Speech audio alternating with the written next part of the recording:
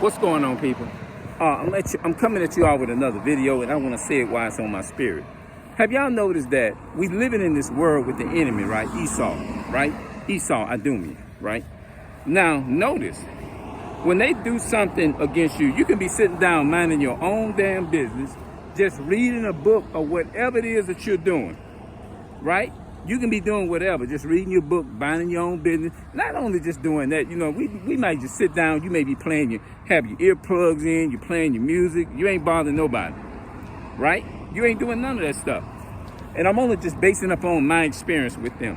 My experience, which I know a lot of so-called blacks, Hispanics, and Native American people experience that. You see what I'm saying? You cannot be doing nothing. You just sitting there just minding your own business, waiting on the day to just pass by. You might have had a bad moment or a bad day or something, and you just trying to just be peaceful and get to yourself and meditate and just focus on the goodness of the Most High, the God of Abraham, Isaac, and Jacob, or whatever it is that you're doing. Or maybe not just that, just somebody just chilling, eating your potato chips, drinking your soda, or whatever it is that you're doing. You can just be sitting down right up here for a long period of time. Now, I'm not saying that, more than likely, if you do that, they're going to come out in aggressive damn mode and tell you you can't be there like that. You first and foremost, see, they expect you to just get up and be like, yes, sir, Mr. Charlie, and all that kind of stuff. No, hell no. We're not playing those games. Before I leave, at the end of the day, because I'm a bold person, I try to be bold as possible, Before I leave, I ain't gonna leave unless I get some kind of challenge in and say, hey, look, I feel, what I mean, whatever it takes. I mean, not like, what I'm saying, whatever it takes is to do what you need to do to them, tell them, be upfront with them or whatever. Esau, and have y'all noticed that as soon as you stand up for yourself, as soon as you stand up as a, as a so-called black man, a man of color, now, what they gonna do in their mind, they going to flip what you say, get on the phone, call their authorities, the counterpart. Yes, y'all know who that is, the police department, and try to make it seem like you was the one that did something to them or threatening them or something like that. You see what I'm saying? And they telling you got to do this and you got to do that. Here's my answer to them. All right, you're saying it's not mine. I say, first of all, it's not yours neither. Because number one, your forefathers made it possible for you to be able to own expensive car lots, land, have control of the land, property, and everything. You control the world, Esau.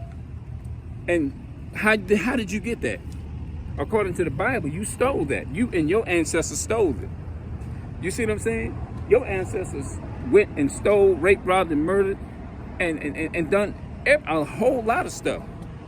But you gonna stand there and tell my brother or me that it's not yours. What the hell? It ain't yours neither, because your forefathers and your ancestors stole everything and made it possible for you to prosper off of so-called black people and Hispanic and Native American people. So Esau, you don't have no room to be sitting up there saying the stuff that you're saying. You don't have no room for that. You don't even have the audacity is to even sit up there and fix y'all's mouth, is to sit up there and say, and we've been here. And the only reason why your stores are still prospering is because of us, our people, blacks, Hispanics, and Native American people. That's the only reason why your store is still prospering. But you're going to sit up and tell me if I come sit at your store or sit around your stores or something, and I'm sitting there too long. Well, hell, we the one paying taxes and doing all that shit. You know what I mean? You devil. We the one giving you tax. That's how this country is being kept up. If it wasn't for our people, you would be through. You couldn't live. You couldn't even survive. Because you surviving, y'all people is surviving off of the oxygen and the energy of so-called blacks, Hispanics, and Native American people, our people. Y'all people survive off of that, and that's the only reason why this world is holding it down, because of blacks, Hispanics, and Native Americans right now. But y'all, it's in y'all's hand, and none of our forefathers control that, but your forefathers and things. Y'all in y'all's kingdom, and y'all still want to oppress us and make us seem like we the biggest threat. But when in reality, our people is the one that owns everything. You see what I'm saying? But y'all want to make it seem like y'all don't know. The only difference is God is punishing us because we went off and we didn't keep the commandments. But that doesn't give us a right just to sit there and just let you just do whatever you want to. We still have a right just to call you out as wicked as you are, Esau. You know? So, you can't have your audacity is to come up and tell me you don't own this here. This is not your property and all that. You can't tell me that when your ancestors took, raped, robbed, and murdered and stole everything. And blacks, Hispanics, and Native American people are at the bottom. But y'all gonna come up and say, we don't own, this is not your property, get away from it. First and foremost, y'all ancestors stole everything.